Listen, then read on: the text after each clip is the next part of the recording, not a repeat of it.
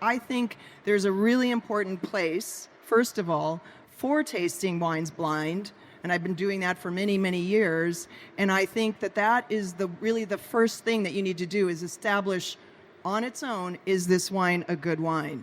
Because as a writer, I'm not going to write about it unless I really like the wine and I think it's worth exploring. But once I have found a wine that I like, that's when I want to find out what is the narrative behind that wine? Who are the people behind this wine? And that to me is really what Italy excels at. Welcome to the wine2wine Vinitaly Business Forum 2025 Chicago edition, where global wine professionals share insights, strategies, and inspiration from this year's conference. Let's dive into today's session and explore the ideas shaping the future of wine. First of all, I would like to introduce myself. I'm Alessio Planeta. I'm a wine producer from south of Italy and a big fan of the Vinitaly Academy because we follow them since the beginning, thanks to the energy of Stevie, the role of this academy. As Italian, when I think about Italian wine, we always like to say how important and beautiful is the diversity of Italian wines, 400 varieties, I don't know how many appellations, and every month you have a new appellation, a lot of complexity. That is beautiful when you are in a wine dinner. But then you need to train people. You need people that start to know, recognize, remember, drive through the complexity of Italian wine. That is the richness of our wine, but it also needs some people that train and then talk about this around the world. This is why when the project of the International Academy started, we were very happy because in the wine world, we was waiting for a recognition of an Italian association that is not Italian because it's really international, but they are focused and specialized about Italian wines. And then they became ambassadors everywhere in the world. And we know how important it is for Italian wine, the international markets. So, of course, Italian wines have to speak English, have to speak other language, have to go around the world. So this is why we are very happy to support them as a Consorzio Doc Sicilia, as our association that is called ISVA, and as in person in Planeta, whenever we can, we host these people because they travel around Italy and they see every area of Italy. So this is why today I'm happy to sit here and shut up. I will not talk because I'm here with two very big experts, Stephanie, that we know each other since a lot of time. She was in Sicily a few days ago, so I travel, Italy, any corner of Sicily. If I've seen her 2 times in Sicily in the last months, you give an idea how many, how know. And Torrence, same, they are super expert of Italian wine, and they will drive you to this blind testing that, of course, I don't know which are the wines. I will try to discover the wine with you. Thanks very much, and I'm here. Thank you. Thank you, Alessio. Thank you. Okay, so the goal of this session is to try to understand how context affects the way that you perceive and enjoy wine, or whether it does. And so we're going to ask you to taste the wines 3 times. First, we're going to try to taste it in a blind scenario where you have no idea what the wines are and you are just evaluating it without any context. Is this a good wine? Is it balanced? And within that, Torrence is going to talk about the VIA Academy method for tasting the wines blind and identifying the wines blind, because we've both been through this whole thing. So that's the first time. And then we're going to go through each wine and we're going to reveal them. And we're going to talk about, from my perspective as a wine writer, what is the narrative that I'm looking at for wines like this, and why would I be writing about a wine like this? And then Torrence is going to talk about his perspective as a sommelier and how he would communicate about this wine to a restaurant guest. And we're going to ask you then to retaste these wines as you're listening to this and see if it changes at all your perception and your perspective, and maybe increases your enjoyment of the wine or not. We'll find out. So to start with, start tasting the wines. I know some of you don't have all of them, but give it a start. And Torrence is going to talk a little bit about the VIA method and kind of the technical blind tasting side of wine. Thank you, Stephanie. Yes, so my name is Torrence O'Haire. I'm a VIA wine expert as well as a wine director here in Chicago. Blind tasting is one of my favorite topics to teach I have spent a lot of time working with people both as far as public-facing classes and professional consultation in blind tasting training. And I think the VIA method does open up some additional skills that are valuable in general. Blind tasting, when I teach it, most critically, is not just a parlor trick. Everyone loves to sort of present it as this idea of, oh, well, if you guess correctly, you get to be king of the nerds for the day because you were right. Realistically, the skill of blind tasting and why it's so critical in the understanding of wine overall is it allows you to really hone in on the concepts that differentiate that wine from other in its class, from other in its style, and being able to communicate and sort of isolate those differences as something that you can utilize, especially from the restaurant perspective, in restaurant programs, in food pairings, in sales opportunities. Communication of wine is so critical because realistically, at the risk of being a little reductivist, aside from making the actual wine and drinking the wine, every stage of that wine's life is an act of communication. You're effectively simply trying to get that wine to be understood by somebody, whether it's a wholesale buyer, whether it's a customer in a store. Every act of this is just a way to communicate what's going on in that wine. So blind tasting is a critical exercise in allowing you to focus in on what makes that wine different. When I teach blind tasting, I often go back to sort of rule number one, especially when it comes to anything professional. You're never allowed to say that a white wine tastes like apple or a red wine tastes like cherry, because all white wines taste like apple and all red wines taste like cherry. The lesson is that by focusing on the differences rather than those similarities, you can actually find something useful in those comparisons. Because again, when you're reading that wine list and going down the red wine descriptors, and wine 1 has notes of cherry and chocolate, and wine 2 has notes of spiced cherry and dark chocolate, and wine 3 has notes of tart cherry and cocoa, at the end of the day, why would you pick one over the other? They're all the same thing. So the exercise of blind tasting not only is not just about sort of developing your skills of poetics, it's about being able to effectively find something more useful and interesting to talk about. And in doing so, you're finding better means to use that wine as a sales opportunity, as a pairing opportunity, simply as a wine that you or a guest might enjoy better. One of my favorite quotes from a university professor of mine is, if the only way you can communicate an idea is through writing a term paper, then you don't understand that idea very well.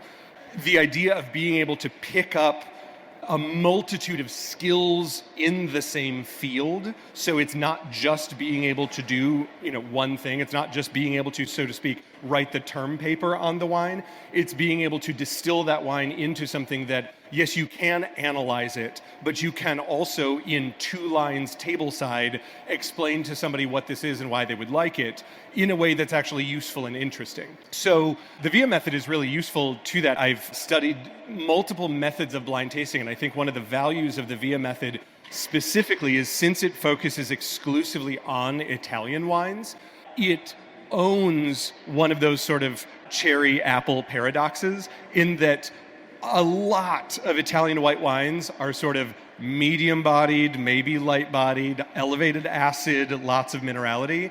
A lot of red wines are medium-bodied, elevated tannin. And so at a certain point, you either have to throw that out or you have to go deeper. And so the VIA method is really valuable because it really talks about texture on a white wine more so than just acid, body, etc. And on red wines, similarly, the feel of the tannin is critically important to understanding the differences in the red wines, as opposed to just saying, well, they're all medium plus tannin and therefore I can't tell them apart. So with that, Stephanie's going to take over on our first wine, talking a little bit about her method in communicating and understanding wines. Thanks, Tori. Okay, so I hope you've all had a chance to taste the wines. I hope, obviously not all, but we're going to just start with the first one, and I'm going to reveal what it was. This is not a big, we're not going to go through what we think you should be tasting, okay? But basically, I want you to have an understanding, if you've made any notes, of what was your impression when you tasted the wine blind, okay? Now, once you've had a chance to understand a little bit more about the wine and retaste it, maybe you make some other notes, did anything change for you? Okay, so the first wine is Suavia. The producer's Suavia. It's a Soave Classico. They're Monte Carbonare, which is a single UGA, single cru wine. And this is the Tessari sisters. And so when I write about wine, and I have written about Suavia, I'm always looking for a narrative. And how does this winery fit into the larger narrative of a region?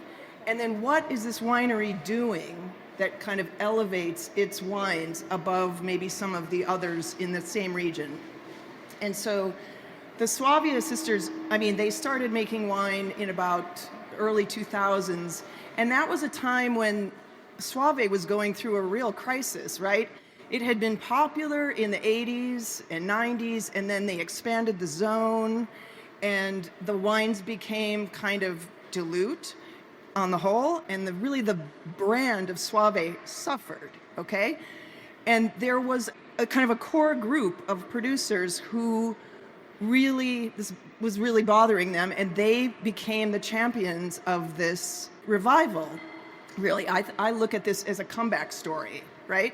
Where the region was under a lot of pressure, had really declined, and producers like Suavia, by focusing intensely on their vineyards and having a real disciplined approach, they were part of the movement that really has lifted the quality of Soave Classico, in particular, in the last decade, and has really elevated the brand. And they do it by focusing, they have this kind of 100% rule, right? Where it's 100% white wines, that's all they make. They make 9 wines, only white. They make them 100% from volcanic soils. You know, it's actually volcanic soil up there, really ancient volcano, and 100% single variety, okay? So they don't blend anything. And they have this intense focus on the vineyards. They make several different single vineyard wines, but they make them in exactly the same way across the board so that they are just transmitting the terroir differences. And I think you can, to me, this wine really shows that, right? It's intensely saline. You get that savory salinity in this wine. You get a little bit of that smoky flintiness, but there's a transparency and an energy to this wine that I find really compelling. And I think it's because of what they're doing in the vineyard and in the cellar. From a tasting perspective, I think it's key in wines like these to really, again, recognize correlatives. I think it's far too easy to look at Italian wine, especially in a restaurant setting, with the idea of, well, Italian wine goes with Italian food. And yes, of course, but that's going to always limit what you can do with it if effectively you say, well, this is from Soave and therefore we'll serve it with the cuisine of the Veneto, and that's your food pairing. When you're approaching this wine from a blind tasting perspective, and if you didn't know that this was an Italian blind tasting, it's a lot easier to begin to look at this for those aspects that you would look at any given blind tasting. You see it as a fairly neutral grape, generally speaking. The aromatics on the wine are very muted. The wine, for the lightness of body, it's a very textural wine, as Stephanie was saying. It's got that sort of chalky, salty quality to it. There is an intensity to it that I think comes from the texture. Specifically, these grapes have had a little extra hang time on them, so you get that little bit of waxiness on the start texturally, and you get a little extra bitterness on the finish, which just shows a little stronger influence from the skins. By no means a skin contact wine, but something that, even with a little bit of extension on the skin contact, you're getting still not much aromatic expression, but a stronger sense of structure. There's also a fairly important amount of lees contact on this wine, again, fleshing out the texture. In a blind tasting that was not Italian wines, I think that this would be a dead ringer for a sort of fruit-driven mid-tier Chablis. You look, again, in those sort of correlatives of a neutral grape, lees contact, a little bit of extra hang time, a little bit of waxiness. Obviously, this doesn't have the texture of something like a Chardonnay. But again, when we're thinking like a sommelier, and when we're thinking in terms of ways to get Italian wine more interesting to a guest, to a consumer, more interesting and more sustainable as an aspect of a market, it's important to recognize, like I said, those sort of principles that allow you to pick this out and say, well, I don't need a Chablis by the glass on my wine program. I'm going to use a extended hang time, extended lees contact Soave, and it's going to do the same thing conceptually.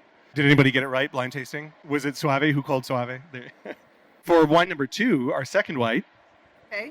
All right. So for the 2 white wines, I hope that you have noticed a very big difference in the texture of these 2 wines, right?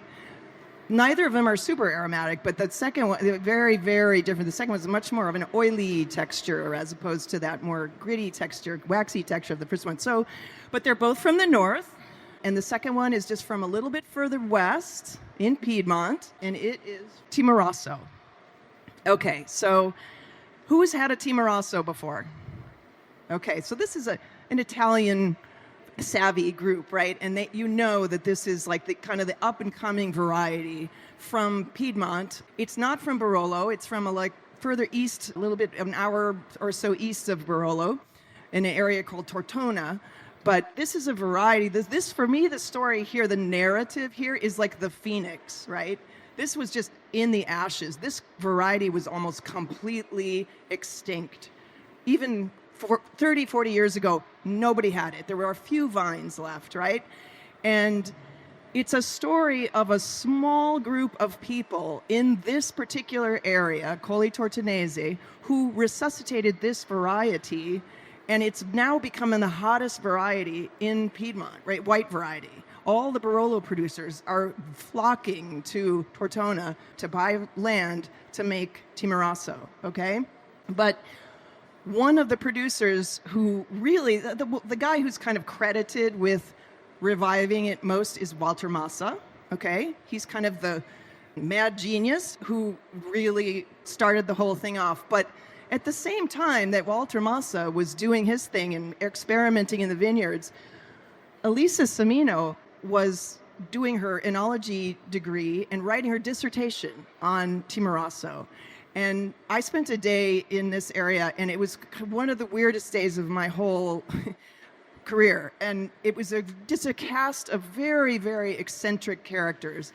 And so if Walter Massa is that mad genius, you know, Elisa Semino is kind of the studious, steady person who is studying the grape and isolating the biotypes and, you know, planting this in a really methodical way to try to make the most consistently great wines. And she makes 2 Timorassos.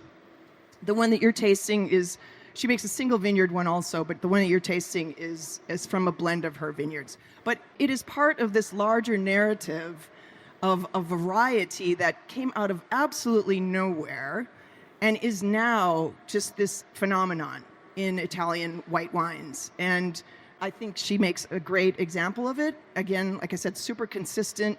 It hits all the notes. It has that like Riesling, like almost diesel quality, but that oily texture. And these are age-worthy white wines that we're talking about, which is one of the reasons all the Barolo producers want to make it. From a blind tasting perspective, I think the comparison between these 2 wines is actually really helpful for practice. The first wine, as said, is from a neutral grape. Timorasso is a much more aromatic grape. However, this wine is not over the top in terms of its aromatic expression. Its intensity is not particularly high. And so I think it's always an interesting question to ask oneself between these first 2 wines. The Suavia with Garganega, which is a very famously neutral grape. The question is this a neutral grape done with extended ripeness and extended skin contact, or is this an aromatic grape done extremely lean and elegantly in style? The Timorasso would be the latter. I think the Soave was more of an expressive version of that. The Timorasso, this is a little more restrained, a little more elegant. Obviously, again, more aromatic than the first. I think Timorasso, again, that sort of focus to its texture, it's all sort of, wrapped around that core of acidity. Personally, I think Riesling is exactly the right call if you didn't know that this was Italian. To the extent that I have absolutely snuck an aged Timorasso into an Alsatian Riesling blind tasting before just to see what everybody would call. And nobody noticed that it wasn't Alsatian Riesling. So with that in mind, in terms of utilizing this in a program, for pairings, for menus, etc., using wines like this where you would use an Alsatian Riesling is an excellent opportunity to highlight that, again, aromatic grape done in an elegant style, bone dry, acid and mineral driven, in a way that, again, makes Italian wine less of its sort of own island reserved for Italian wine nerds at Italian wine bars, and something more that you can utilize as a part of various programs. Personally, I love this wine, and I love utilizing it as a part of that.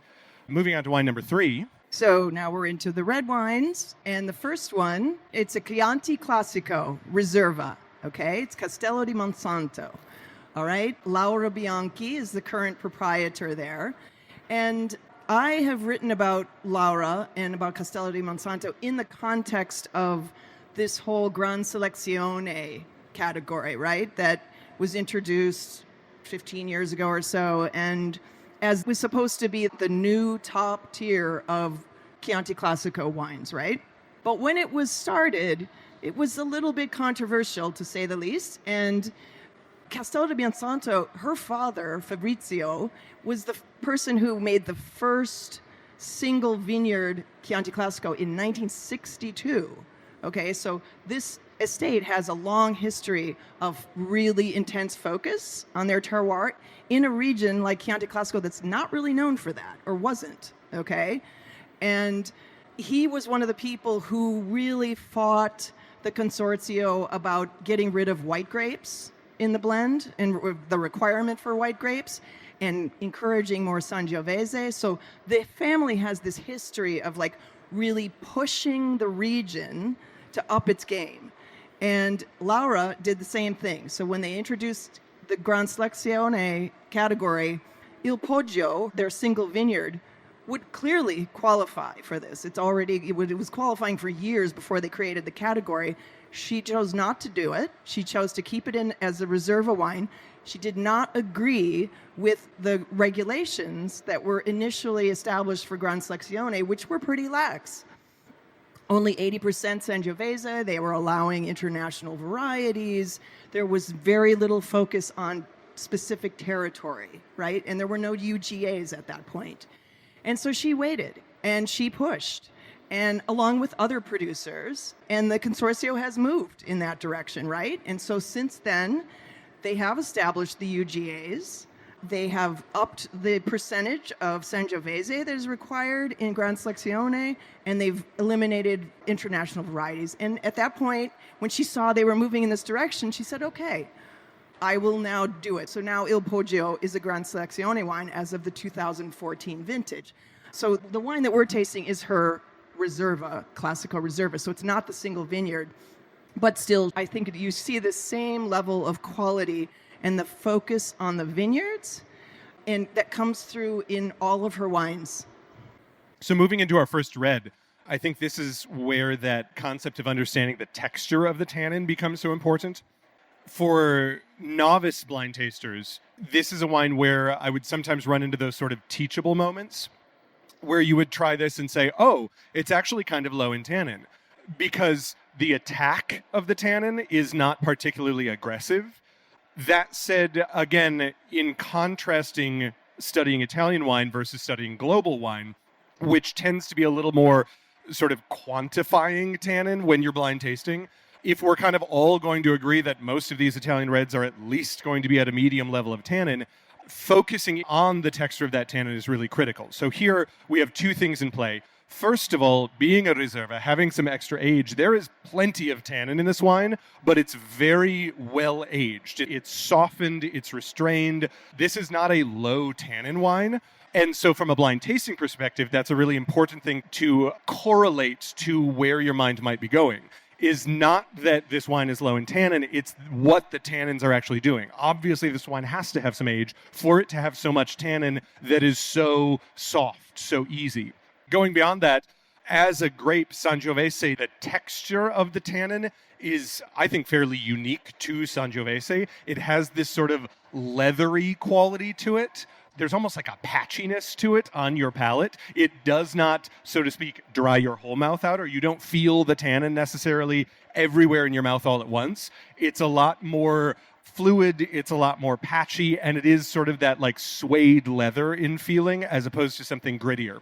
I think, again, not only is that key to recognizing Sangiovese in and of itself, but then to be able to take that further and say there is also plenty of tannin in this, but because it is less aggressive, it is clearly a well-made wine with some significant age on it, so that way you get all of that tannin, but in a really soft, balanced style.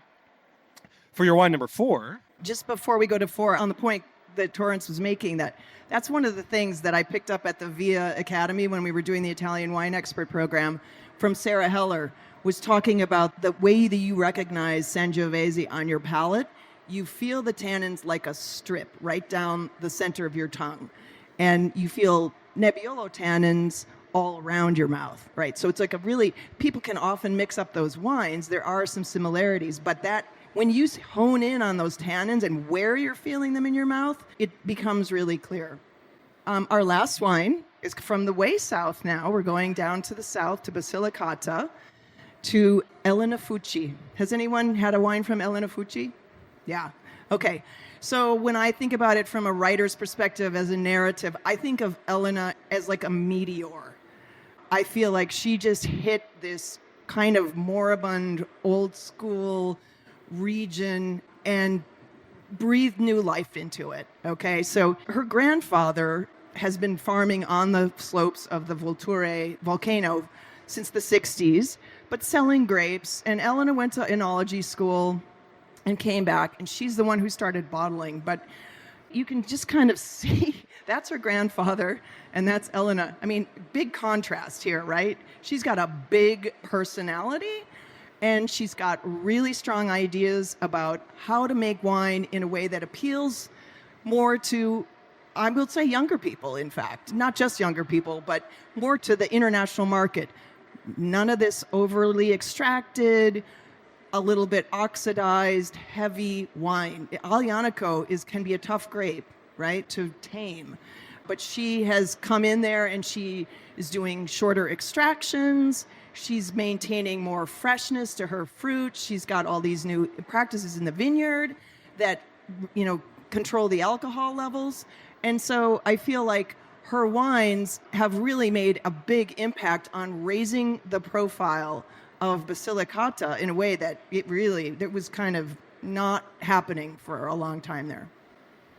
Highlighting again what I was just talking about, I think these two wines side by side, the Chianti and the Aglianico, again, quantitatively have about the same level of tannin. If you were blind tasting this sort of in a standard non-Italian, so to speak, format, you'd refer to both of them as pretty medium plus in tannin. But again, as I was just speaking with the Chianti, the texture on this tannin is so inarguably different. They have nothing to do with each other texturally.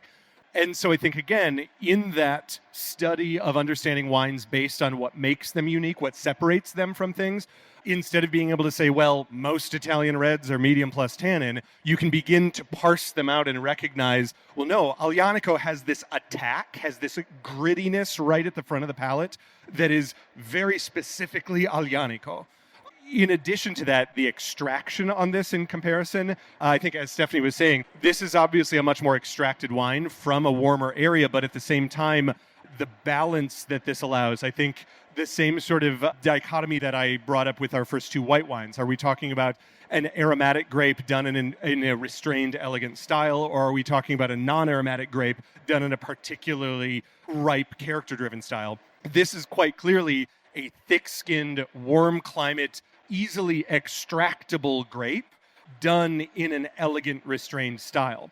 I think, again, speaking about this as part of a wine program or in a tasting that effectively wasn't Italian wines, this to me is one of those like North Coast Cabernet Sauvignons or Central Coast Cabernet Sauvignon made by a modernist producer that's backing off the heavy oak in the extraction. Again, worlds different than Cabernet, but when we're talking about a wine program, we're talking about ways to communicate, ways to sell, ways to popularize wines, and finding ways to sort of speak the same language with guests. Using Aglianico as a gateway by being able to touch point on something like Central Coast Cabernet Sauvignon, then you can go into the differences and highlight them as effectively selling points, as effectively reasons to be excited about Aglianico. Aglianico, if we're starting with that benchmark of Central Coast Cabernet Sauvignon, this has a lift to it. The acid quality of Aglianico is always going to retain a freshness that Cabernet does not always retain. Aglianico is a more aromatic grape by and large. You have that floral quality, you have that savoriness, you have that herbal quality, you have the smokiness, and you also eschew the pyrazine quality of Cabernet Sauvignon. In my restaurants, I have people coming in saying, I like a lot of Cabernets, but not the ones that get really sort of vegetal or really tobacco-y, or the ways that they're able to sort of highlight to me that, what you don't want is some underripe, leafy Cabernet Sauvignon. Well, that's great. Aglianico doesn't do that. And so when you can sort of use that back and forth to really highlight the inherent qualities of the grape and then get somebody excited about it, that's how you're able to include Aglianico as a part of your glass pour program in a steakhouse, as opposed to just saving it for the fancy Italian restaurant where people already know what Aglianico is.